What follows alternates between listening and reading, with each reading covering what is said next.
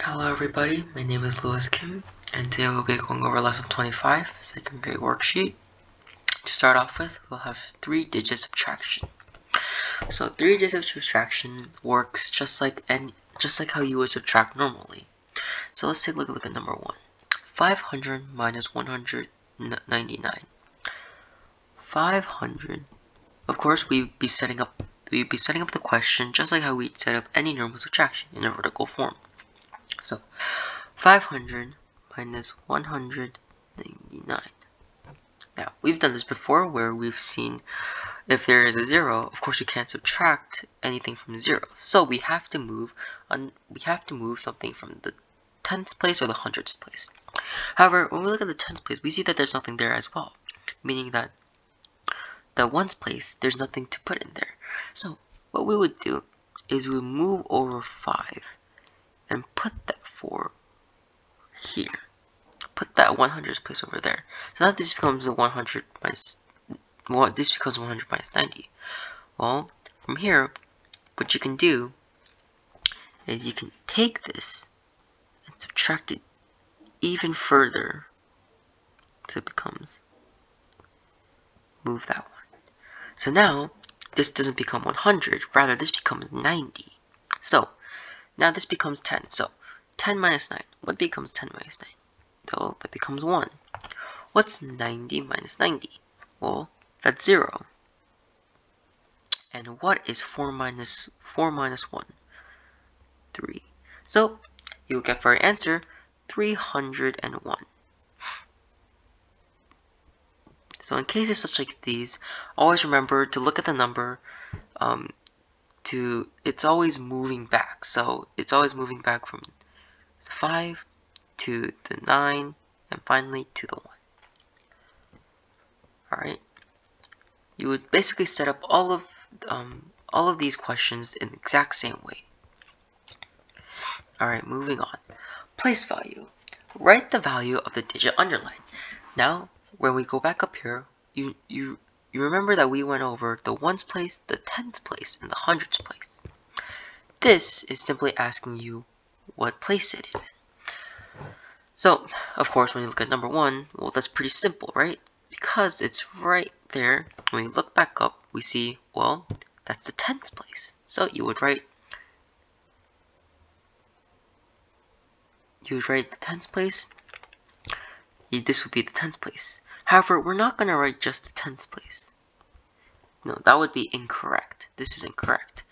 Rather, it asks to write the value of the digit underline. So, because it's in the tens place, we don't see this as 9.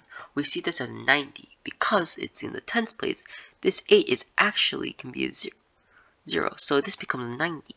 So what we would write here is 90. Of course, not all of these you need to know the name of. For example, let's take a look at number 8. 90,570. Of course, if you don't know the name of it, that's completely fine. However, a trick I have is to take all of these out, replace them with 0, subtract any numbers that are in front, in which case there are none, and write down the number that you see. So, 90,570. We would just take out the 57, replace them with zeros, and what we get is 90,000. That will be our answer. Okay, let's continue. Time. Draw the given time on the clock. Now, you might all remember how the clock works, in which a tiny hand, let's say right there, is an hour hand, and the longer line is the minute hand. So, whenever this is pointing at something, that means that it's an hour. And whenever the minute hand's pointing at something, it's pointing at the minutes. Alright, so let's take a look at the question, what the question is asking us. 8 o'clock. Now, of course, this is the numbers over here represent the hour. So 1, 2, 3, 1 hour, 2 hour, 3 hour, 4 hour, and so on, all the way up to the 12th hour. However, if you can notice, these tiny dots over here represent the minutes.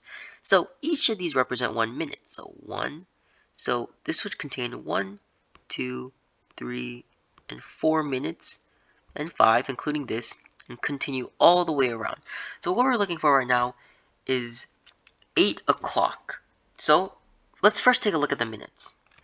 Alright, when we look at 8 o'clock, we see that it has 0, 0 behind the 8. So, what this shows us is this has 0 minutes. So, the minute hand will be right on the 12 because it works in 1, 2, 3, 4, 5, 6, 7, 8, all the way till 60. Now, because it's starting a new time, it will start at 0. Now let's look at the hour. 8. So remember, the shorter hand is the hour hand, and whatever it's pointing at, that means it's the hour. So 8 o'clock, and that would be your answer. Now, this is quite simple as this has 0 minutes, but what happens if it does have minutes?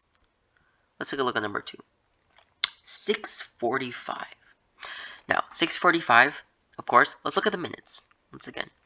Now, for the minutes, one easy trick, rather than counting all of this out, is to know what the 1 hour, 2 hour, 3 hour, 4 hour, so on represent. So, the clock is built in a way where the hour equals 5 minutes. So, let's say 1 hour, let's say let's say your minute hand's pointing at 2. Well, that's not going to be 2 hours, and you won't have to count it out. Instead, you would know that this is actually 10 minutes, 15 minutes, 20 minutes, and so on and so on. So it moves by an interval of 5 minutes for each hour. Alright.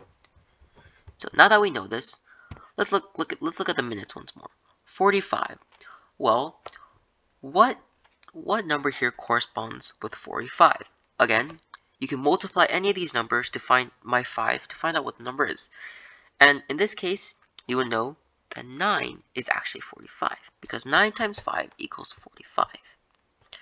So you would just draw the minute hand right there, and that would give your minute. Now, let's look at the hour hand. Now, at first you might be inclined to just put the hour hand at 6.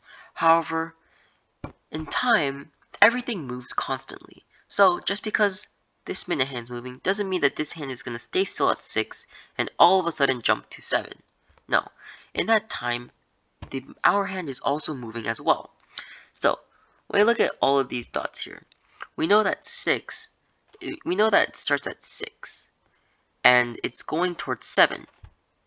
So what we would do is we would draw the hour hand close to 7, but not quite to 7 because it hasn't reached 12 yet.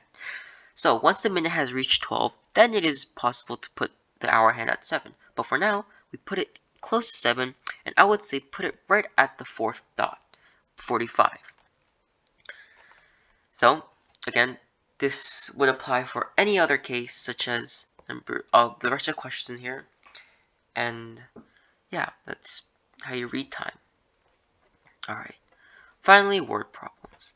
Let's just do one question. Larry has 39 blue jelly beans, 18 red jelly beans, and 19 green jelly beans. How many jelly beans does Larry have in total? Well, we know that Larry has 39, 18, and 19 jelly beans. And we want to know how many he has in total. So this is going to be an addition problem. Again, we can write this out in vertical form. 18 plus 19 equals 17. Move that 10 over, equal to 3. Well, we still have the 39 to cover. So, again, we would write it again in vertical form. Write the sum and add it to 39. So, again, 16, 3 plus 3 plus 1 equals 7. So, how many jelly beans does Larry have in total? 76 jelly beans.